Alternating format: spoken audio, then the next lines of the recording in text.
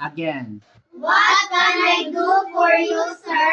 Okay. If someone asks your assistance, what will you tell? What can I do for you, sir? Very good. If I will ask Rachel, I will ask Rachel your assistance, Rachel. Okay, Rachel, I need your help. What can I do for you, sir? Okay, very good. Anaon ha? Inganaon pag-reply. If si mingon ko ni Jivon, Jivon, I need your help. What can I do, sir? For you. What can I do for you? Okay, again.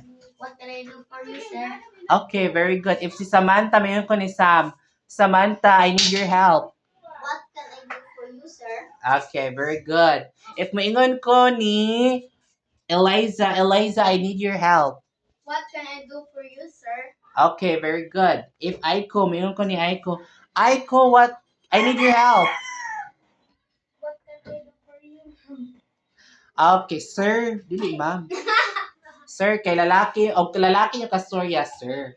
If babae, ma'am. Okay? Next is Erica. Erica, please help me.